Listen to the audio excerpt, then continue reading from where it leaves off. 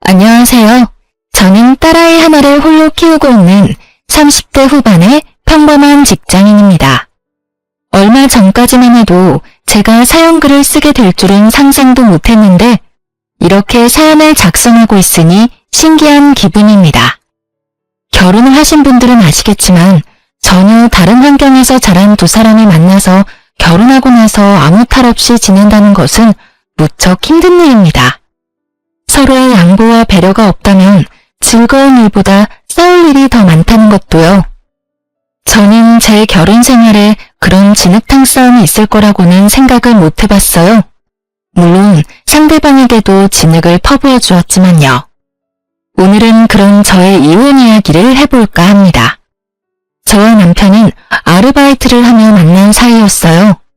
대학을 다닐 때 부모님 선물을 사거나 돈이 필요한 일들이 있을 때마다 저는 단기 아르바이트를 하곤 했어요. 남편과는 그 아르바이트를 하며 만났어요. 그 사람은 참 착한 사람이었어요. 함께 일하는데 저를 많이 도와줬거든요. 제가 감기에 걸려 힘들 때는 그 사람이 저 대신 일을 많이 해주기도 했고 눈치를 보며 쉴 수 있도록 도와주기도 했어요. 비록 제 취향의 남자는 아니었지만 점점 그 정성스러운 모습에 마음을 열게 되었습니다. 그 사람이 저에게 잘해준 이유는 제가 연약해 보여서였다고 하더군요. 솔직히 외모만 보면 충분히 연약한 것처럼 착각할 수 있는 외모였죠. 그렇지만 실제로는 그렇게 연약한 사람은 아니었어요.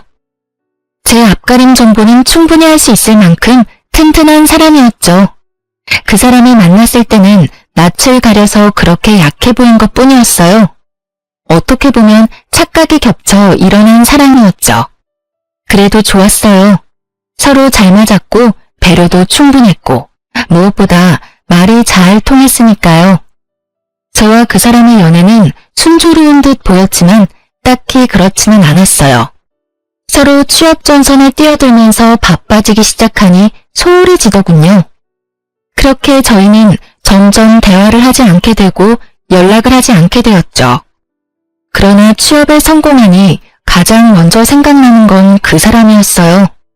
그때야 그런 생각을 했죠. 내가 이 사람을 참 좋아하는구나 하고요. 그리고 그 생각은 그 사람도 마찬가지였던 것 같았어요. 취업한 날 제게 연락이 왔었거든요. 그렇게 다시 이어진 우리는 결국 결혼까지 성공하게 됐어요. 이때까지만 해도 이별의 위기조차 이겨낸 우리라면 아무리 힘든 일이 벌어져도 함께 이겨낼 수 있을 거라 생각했어요. 그 모든 게 착각이었다는 것도 모르고 말이죠. 취업에 성공한 다음 해에 우리는 상견례를 하게 됐어요. 시댁에서 제 얼굴을 보고 싶다고 했고 그렇게 방문했다가 나를 잡자는 이야기까지 나오게 된 거였어요. 시모는 제가 다니는 회사가 대기업이라 그런지 마음에 들었던 모양이었어요. 그러더니 결혼은 언제 할 거냐고 물었죠. 솔직히 저는 이 사람을 좋아한다고 생각했지만 구체적으로 결혼까지 생각하고 있던 건 아니었어요. 그럴 수밖에 없었죠. 취업한 지 얼마 되지도 않았으니 일하는데 온 신경을 쏟고 있었으니까요. 그런데 시모는 아예 다른 생각을 하고 있더라고요. 조금이라도 어릴 때 결혼해야 내가 건강하지 않겠냐고 하더군요. 솔직히 처음에 듣고는 당황스러운 말이었어요. 하지만 나쁜 의도로 하신 말씀은 아니니 그렇겠네요 하고 단순하게 답하고 말았어요.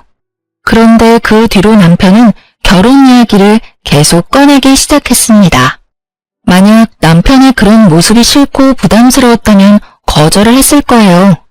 하지만 그러기엔 그 사람과의 인연이 저에게는 소중했고 저도 이 사람과 헤어지고 싶지 않았으니까요. 어떻게 보면 선택지 위에 놓여 있었던 것 같아요. 이 사람과 함께 있기 위해 결혼을 하느냐, 결혼을 하지 않고 이 사람을 놓아줘야 하느냐. 저는 당연히 결혼을 하기를 원했죠. 결국 남들보다는 조금 이른 결혼을 하게 되었어요. 신혼생활은 즐거웠고 그때는 시모도 저희에게 무척 잘해줬어요. 그런 저에게 먹구름이 드리운 것은 아이를 낳고 난 뒤였어요. 태어난 것은 예쁜 딸이었죠. 그런데 산부인과를 찾아온 시모의 표정이 그리 좋지 않았어요. 옛날에는 딸 낳고는 미역국도 못 얻어먹은 거 알지? 첫째가 아들이 될 거라고 생각했는데 딸이라니. 이렇게 된 거 둘째 빨리 가지도록 노력하거라. 딸은 시집 가면 끝이야. 필요도 없는 거 애지중지 끌어안고 키울 생각 말고 아들 낳을 생각부터 해. 알았지? 저는 그 말을 들으면서도 이상하게 제 딸을 향한 말이 아니라 저를 향한 말같이 들려서 굉장히 기분이 나빠졌어요. 어머님, 첫 손주예요. 그래도 한번 안아주세요. 됐다. 뭐 이쁘다고 안아줘. 집 재산 다 들고 나갈 도둑인데. 언젠가는 너도 내 말 다 알아들을 거다. 어쩌자고 첫째로 딸을 낳아서는 본인도 여자면서 딸이 낳았다면 며느리를 타박하는 시모가 요즘 세상에 있다는 것도 신기할 노릇이었어요. 그래도 옛날 사람이니 그러려니 했습니다. 이해하고자 노력은 했어요. 아들을 원했던 분이니 마음대로 되지 않아 속상하셨겠다고. 그렇게 좋게 생각하고 넘기려 했지만 그 뒤에도 시모는 손녀에 대한 거부감을 숨기지 않았어요. 그리고 그것은 고스란히 저에게 스트레스가 되어 돌아왔어요. 그리고 그 와중에 저는 집으로 날아온 남편의 카드 내역을 보고 깜짝 놀랐어요. 무려 1,000만 원에 가까운 카드론을 받아 쓴 내역이 있었거든요. 저는 너무 놀라 그날 저녁 집에 돌아온 남편에게 따졌어요. 도대체 이게 뭐야? 무슨 카드론을 이렇게 썼어? 800만 원? 도대체 당신이 그만한 돈이 왜 필요한데? 혹시 당신 두 집 살림 차렸니?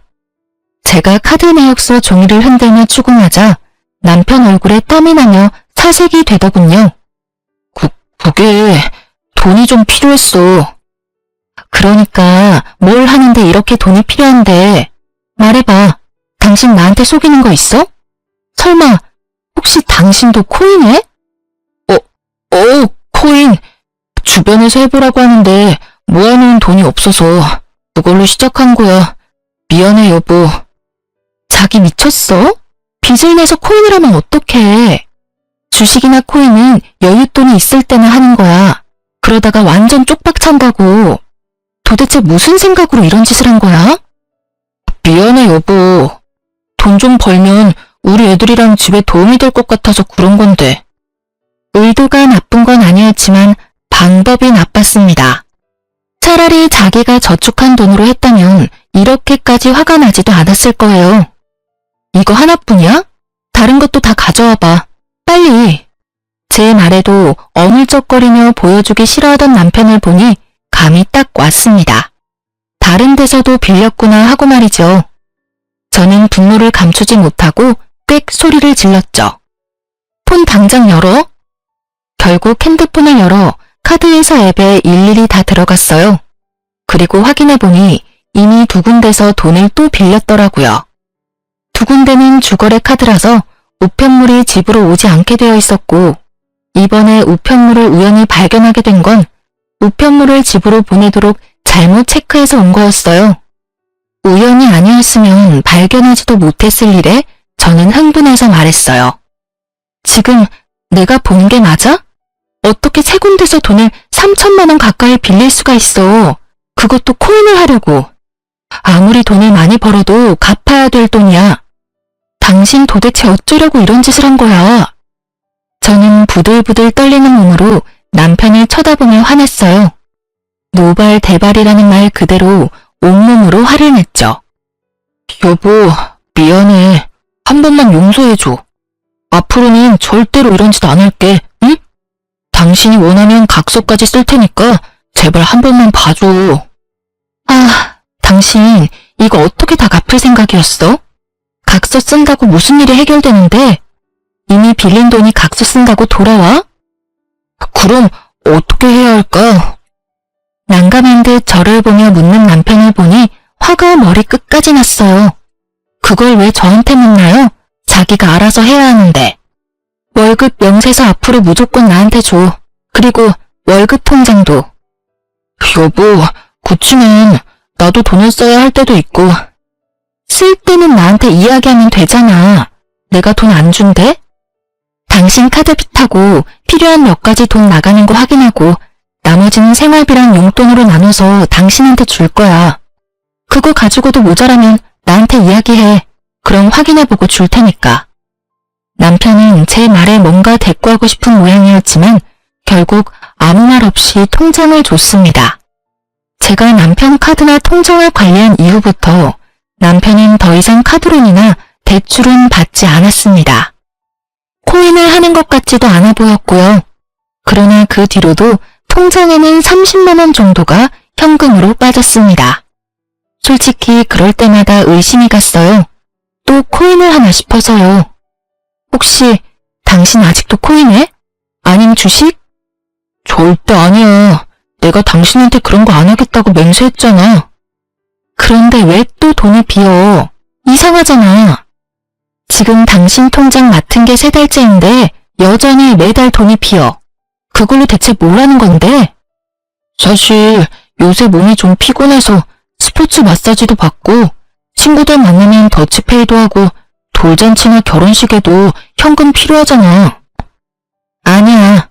당신 지금 좀 이상하긴 해. 월급 나오는 날 맞춰서 그 돈을 빼가는데 제가 의문을 제기하며 화를 내려는데 도중에 남편 전화기가 울리더군요. 슬쩍 보니 심호 전화였습니다. 저는 눈을 질끈 감으며 손으로 전화를 받으라는 신호를 줬습니다. 남편이 전화를 받더니 이상한 표정으로 제게 말하더군요. 어머니, 지금 이 밑에 계신데 지금 올라온다고 현관문 열어달라는데? 뭐? 무슨 말도 없이 집에를 오셔. 저는 주말이라 정리도 안 된 집과 씻지도 않은 남편을 보며 한숨을 쉬었어요. 말도 없이 아들 집을 찾는 심우의 행차에는 그에 걸맞는 이유가 있는 법이죠. 집에 들어오던 심우가 제게 말하더군요. 예, 너는 일하는 것도 좋지만 집도 좀 치우고 살아. 이게 뭐니? 돼지우리도 아니고. 너 직장만 아니었으면 에휴, 됐다. 내가 뭔 말을 하니? 죄송해요, 어머님. 오늘은 무슨 일로 찾으셨어요? 미리 말씀이라도 해주셨으면 준비를 좀 해뒀을 텐데. 너 오늘 나랑 어디 좀 가자. 어딜요? 한의원에 무조건 아들 낳을 수 있다는 용한 집이 있대. 거기 가서 약도 좀 짓고 전집 가서 둘째는 언제 들어서는지도 좀 보고. 어서 준비해라. 예약해놔서 바빠. 어머님, 제가 저번에도 말씀드렸다시피 저는 둘째를 낳을 생각이 없어요.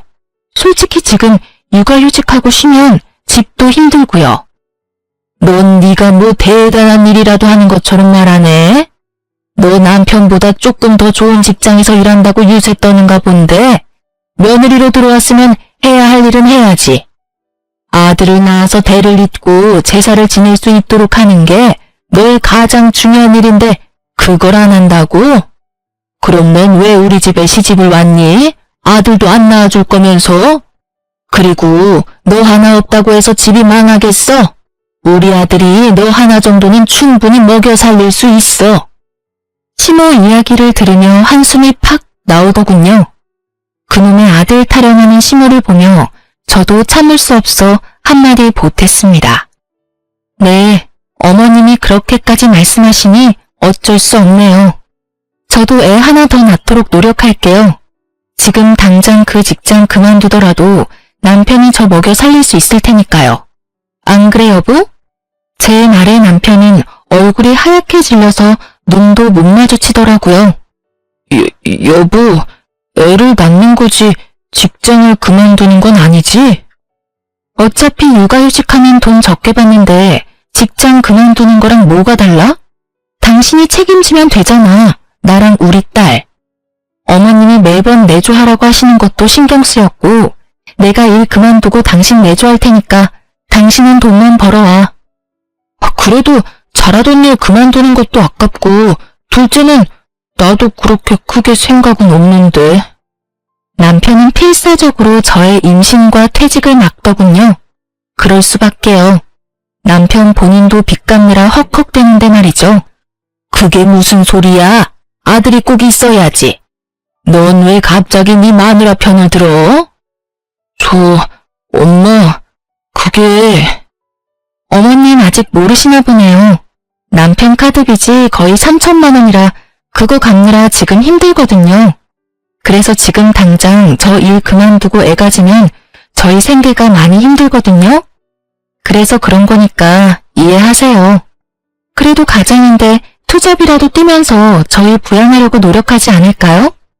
그 말에 시모가 기가 찬다는 얼굴로 남편을 쳐다보았어요. 남편이 시모의 도끼 어린 눈빛을 피하는 걸 보고 속이 시원했죠.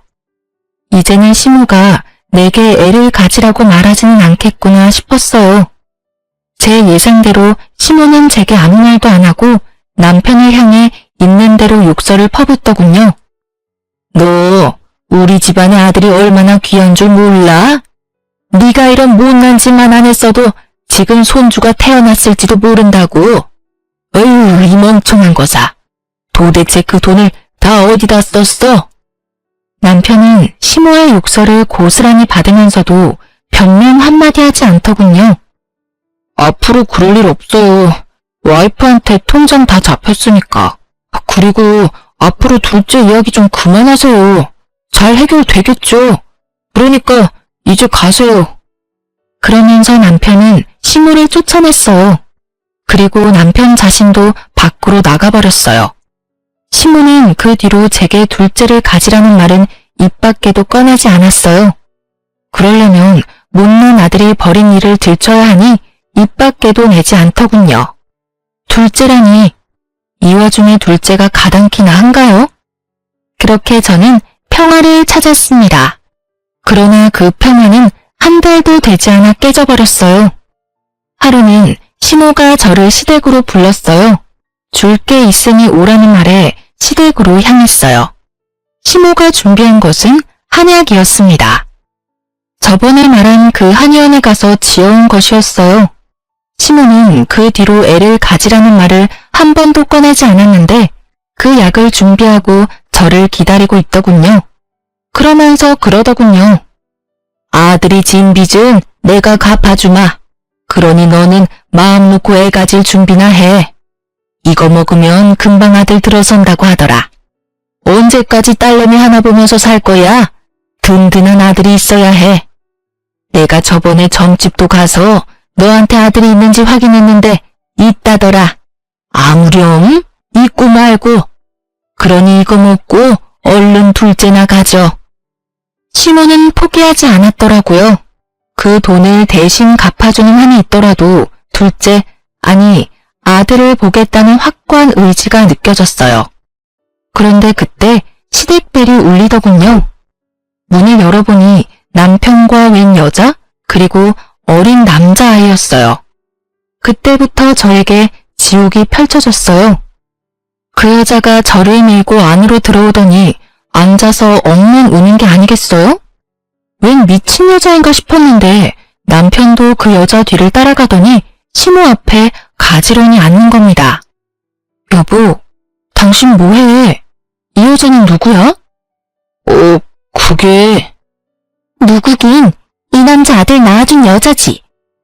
그 말에 저도 놀랐지만 시모 눈이 더 동그래지는 걸 봤어요.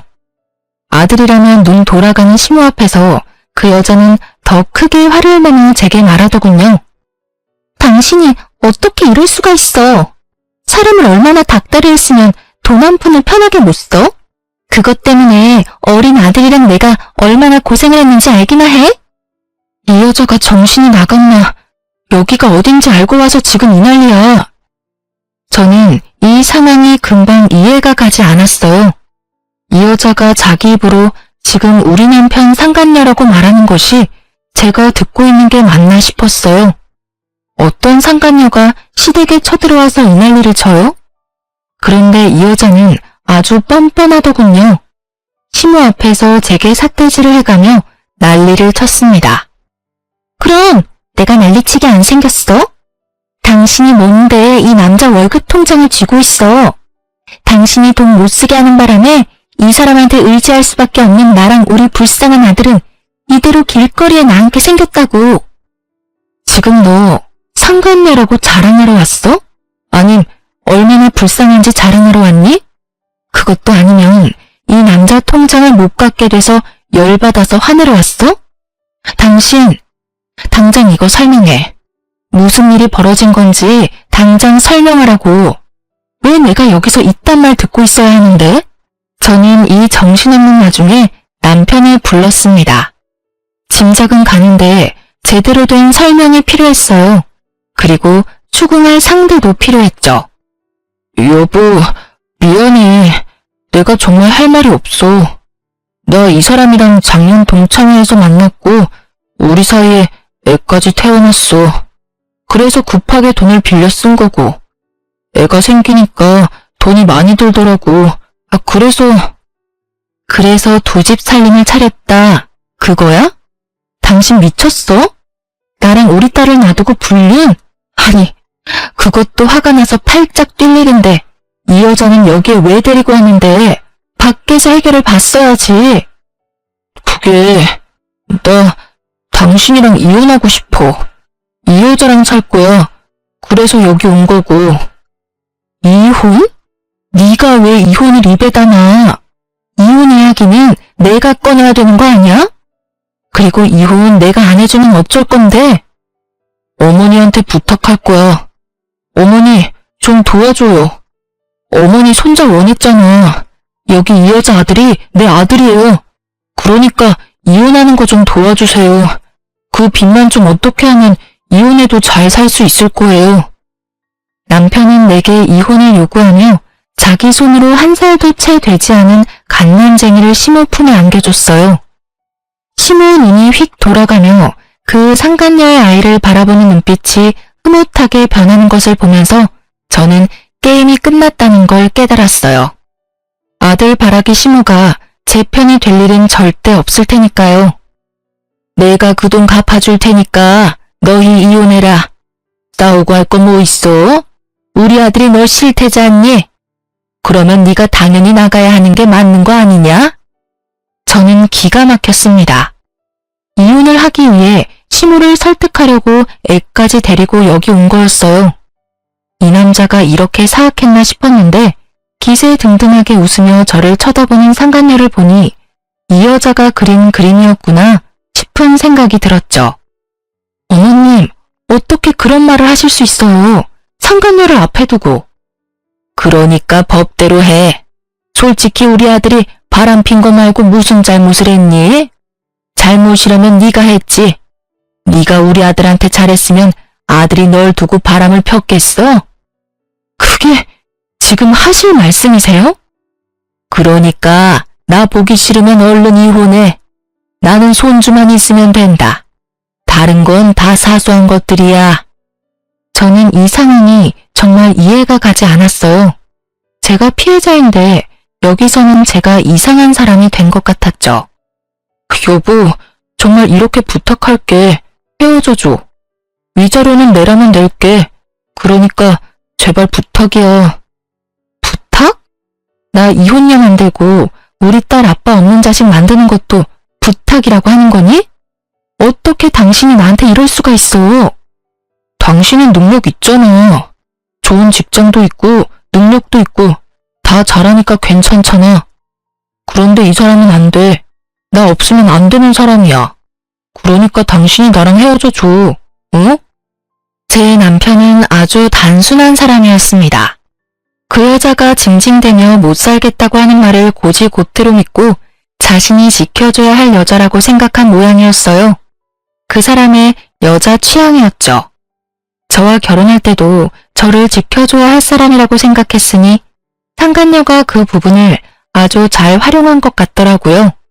딱 보니 답이 안 나오겠더라고요. 야, 능력 없는 년은 유부남 꼬셔도 되고 능력 있는 나는 남편 다 뺏기고 이혼녀나 되라는 말이야? 말을 하고 싶거든 제대로 된 말을 해. 내가 괜찮으니 이혼하자고? 내가 괜찮은지 안 괜찮은지 네가 어떻게 아는데? 알았어. 이혼? 하자. 내가 그거 해줄게. 그런데 너 나중에 후회는 하지 마. 저는 그렇게 이야기하고 시댁에서 나왔어요. 그리고 이혼 전문 변호사를 만나 이혼 소송에 들어갔죠. 당연한 말이지만 제게 유리했습니다. 유책 사유는 남편에게 있었으니까요. 그렇게 두 사람에게 위자료 받고 아이 양육권과 친권까지 받으며 결혼 생활에 종지부를 찍었습니다. 하지만 이 분한 마음은 어떻게 되지 않더군요. 그런데 의외의 곳에서 남편에게 복수할 일이 생겼습니다. 한 남자가 저를 찾아왔어요. 왜소하고 마른 남자였는데 저희 집에 와서는 전 남편을 찾더라고요. 그리고 그 사람이 가져온 종이 한 장을 보고 저는 경악을 금치 못했어요.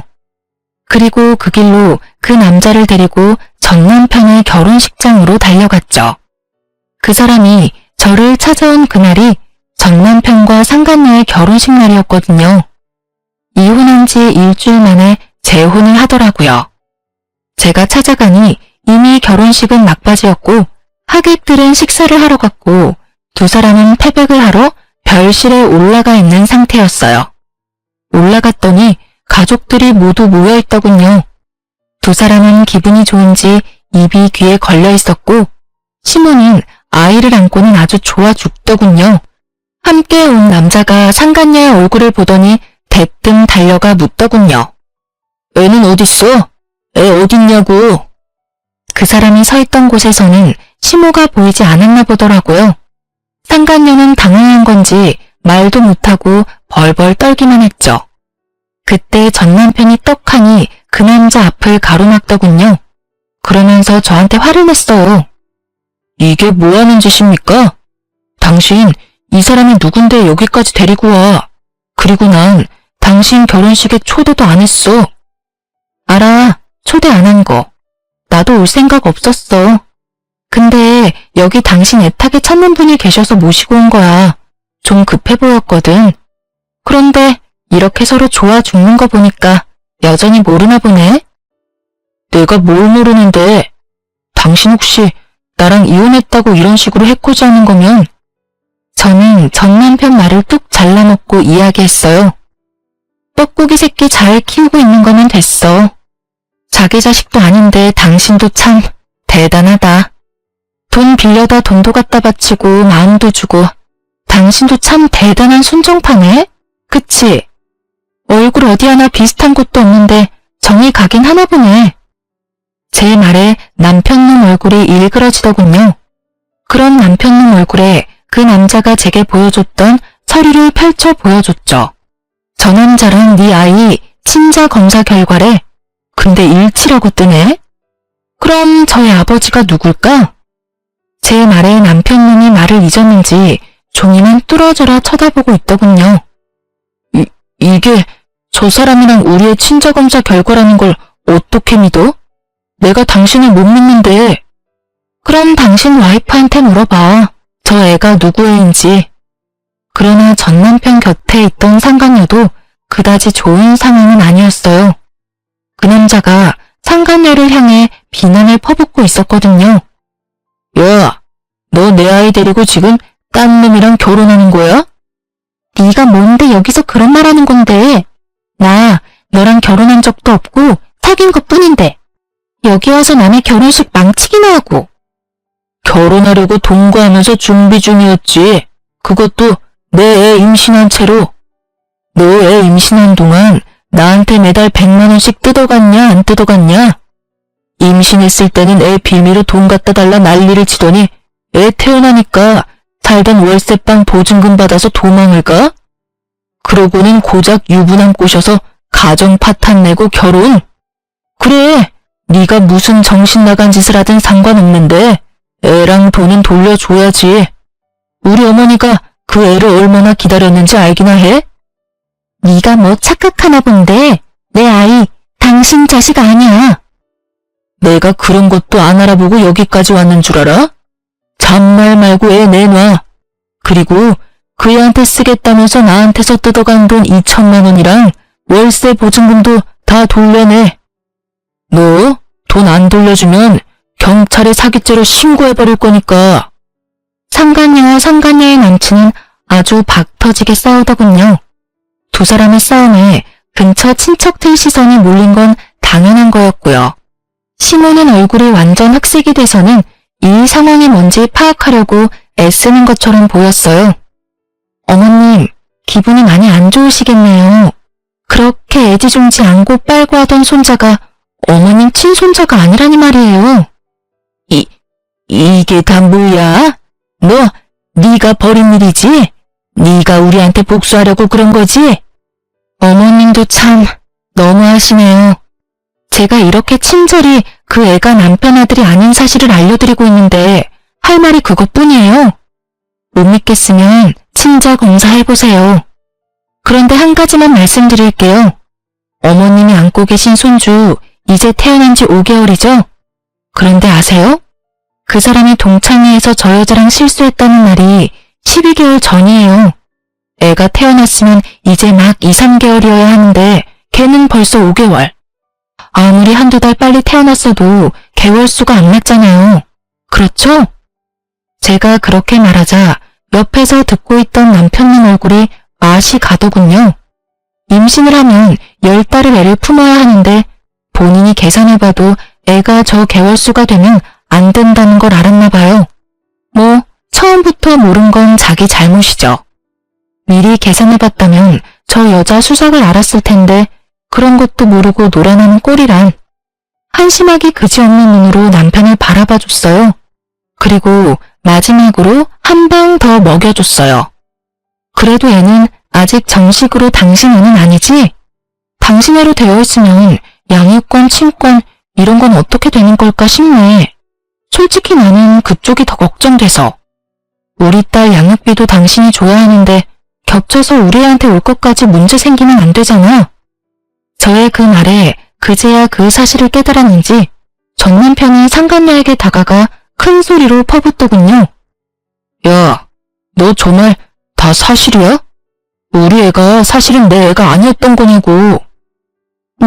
무슨 소리야. 당신 애가 맞아. 저놈이 나랑 헤어지고 열받아서 깽판 치려고 여기 온 거야. 나 한 번만 믿어줘. 응? 그러면 지금 당장 친자검사해도 상관없지? 그건 당신 설마 진짜로 나 못 믿는 거야? 지금 상황을 좀 보라고. 이 상황에 널 믿는 게 더 어려운 거 아니야? 그리고 저 남자한테서도 돈 받았다며. 나한테서도 돈 받아갔잖아. 두 사람 싸우는 모습 보니 어찌나 통쾌하던지요. 거기다 심호 뒷목 잡고 쓰러지는 꼴 보니 정말 가슴에 꽉 막혔던 돌덩이 하나가 쑥 빠져나가는 느낌이었어요. 알고 보니 두 사람은 이미 저와 전 남편이 이혼한 다음날 혼인신고까지 하고 아이도 자기 아들로 이미 인지신고했더라고요. 뭐가 그리 급한 건지. 그게 아니라면 이것도 저 불려시 같은 상간녀가 시킨 일일지도 모르죠. 좋은 일 많이 해서 좋겠네. 빨대 꽂아서 양육비 쪽쪽 빨아먹으려는 여자한테 홀라당 넘어가서는. 그렇다고 내 딸 양육비 안 내면 양육비 강제 집행 신청해서 당신 회사 사람들이 다 알도록 만들 테니까 잘 처리해줘. 알았지? 전 남편은 제 말이 끝날 때마다 갈 곳 없는 분노를 상간녀에게 쏟아붓기 바빴습니다.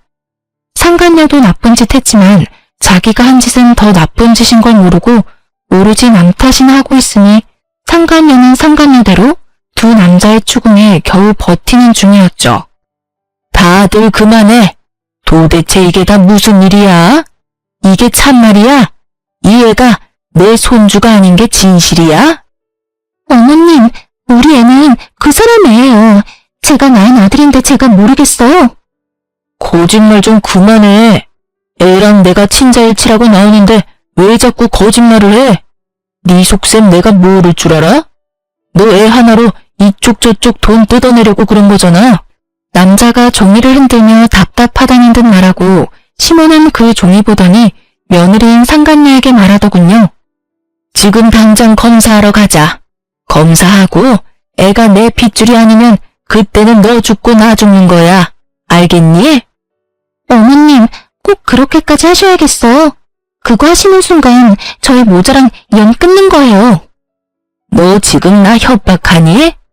너 지금 여기 친척들 다 와 있는 곳에서 이런 일 벌어진 걸 어떻게 수습할 건데?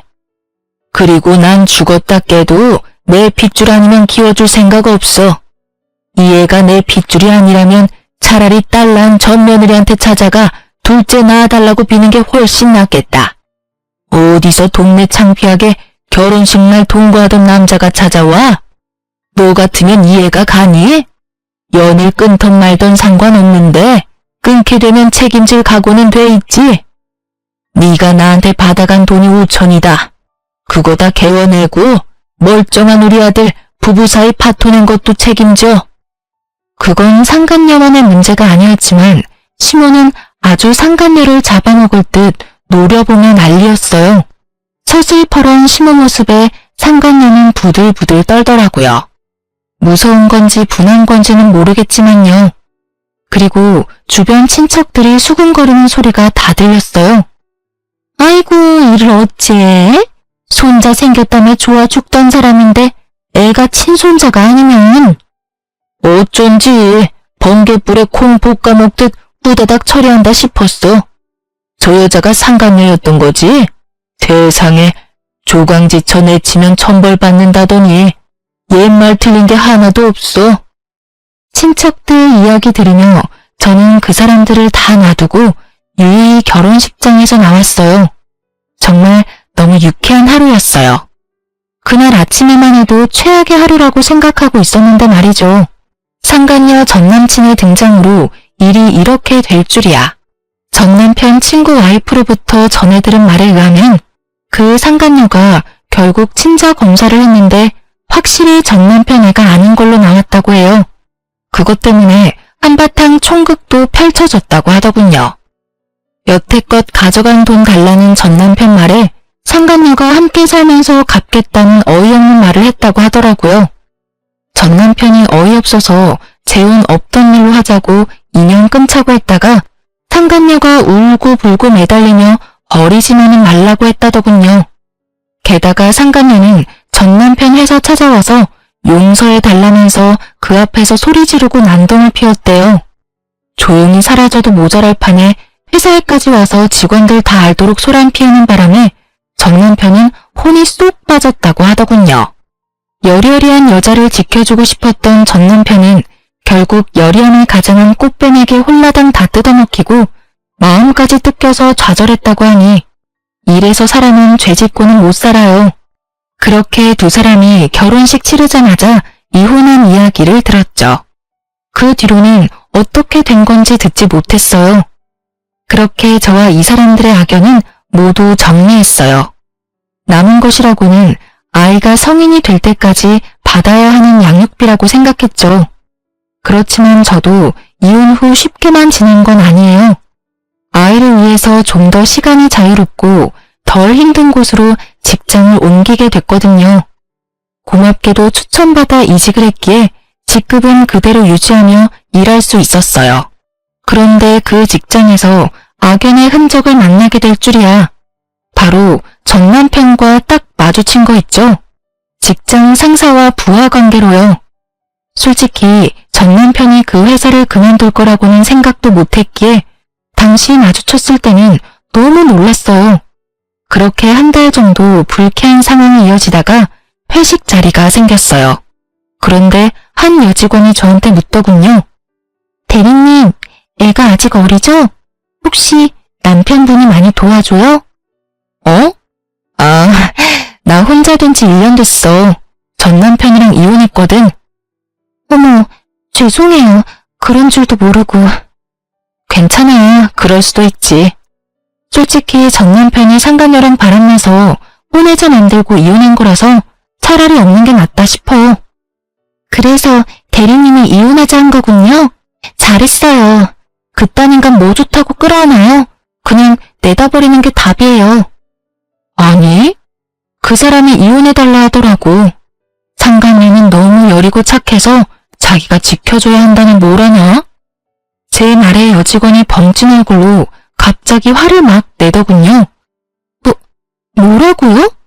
우와, 세상에 진짜 미친 쓰레기 같은 인간이 있긴 있네요. 어떻게 바람핀 주제에 이혼을 요구해? 진짜 그걸 가만히 뒀어요? 저 같으면 그 자리에서 머리끄댕이라도 잡았을 건데. 그러게나 말이야. 그런데 더 웃긴 거 이야기해줄까? 나랑 이혼하고 전 남편이 그 상간녀랑 결혼하는 날 상간녀랑 동거했던 남친이 결혼식장에 와서 애랑 돈 내놓으라고 난리였거든. 애를? 왜요? 거기다 동거... 그 상간녀 진짜 배짱이 장난 아니네요. 설마 애 가지고 장난질한 건 아니죠? 왜 아니겠어? 알고 보니 전 남편 애라며 상간녀가 데려온 애는 그 사람 애가 아니고 상간녀 전 남친 애였던 거지. 애 하나 가지고 남자한테 돈 좀 뜯어보려고 유부남을 꼬셨고 그 유부남은 그 수작에 넘어가서 결국 집 팔자 지가 꼬았지. 저는 그 이야기하면서 전 남편을 슬쩍 봤어요.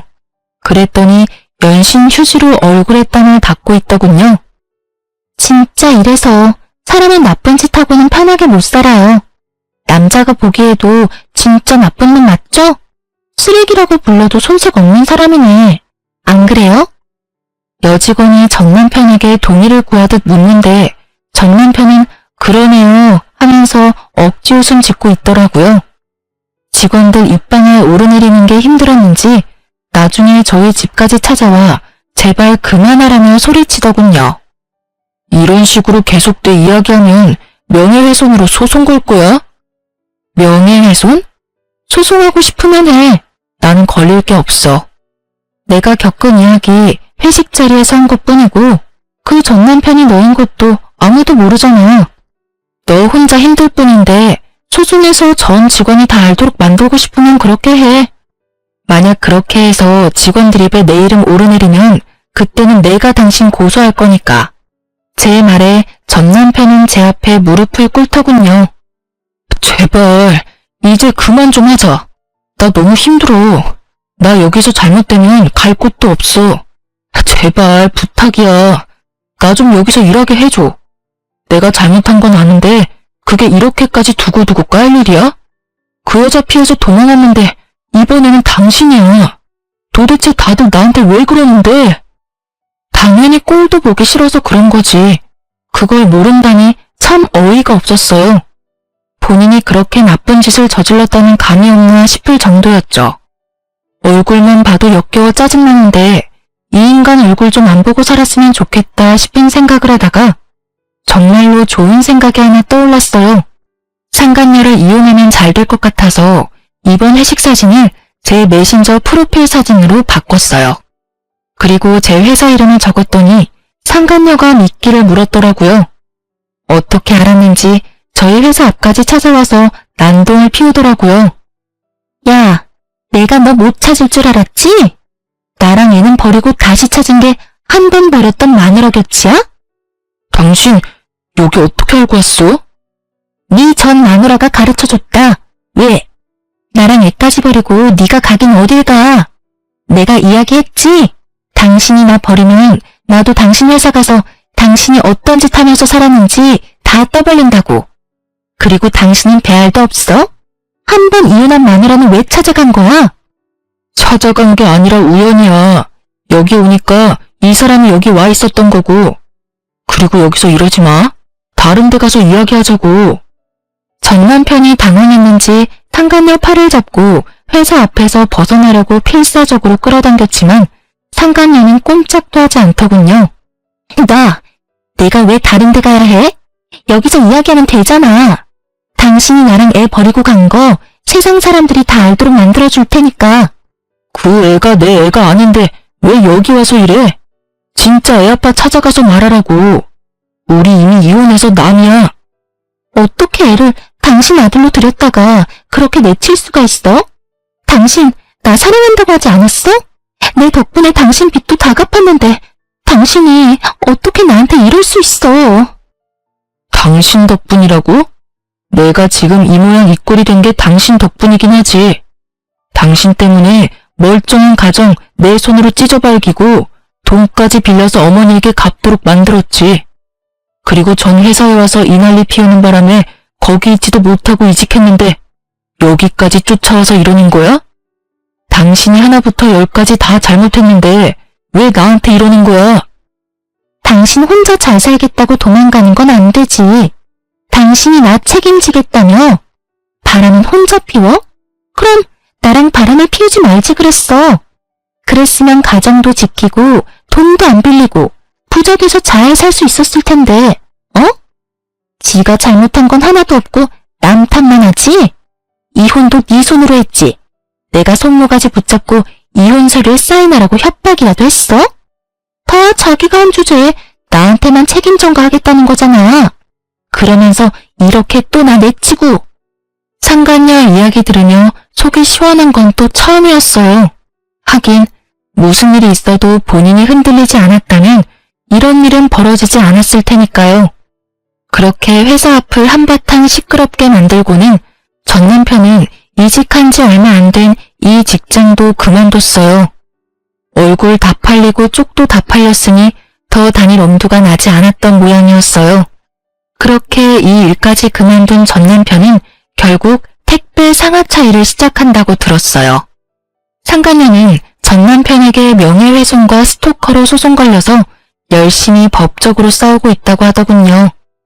둘이 붙어서 하하호호 즐겁게 사람 인생 하나 조져놓더니 결국엔 서로 나란히 저격하다가 날아간 거 보면 정이라는 게 아직은 살아있는 모양입니다. 저는 이직한 회사에서 이제 그 얼굴 볼 일 없게 돼서 너무 즐겁게 일하고 있어요. 저런 놈이라는 걸 왜 몰랐나 싶었지만 이제라도 손절해서 천만다행이에요. 잘못해서 다시 엮일 뻔한 악연의 고리도 이번 기회에 확실히 끊을 수 있어서 조금 안심했어요.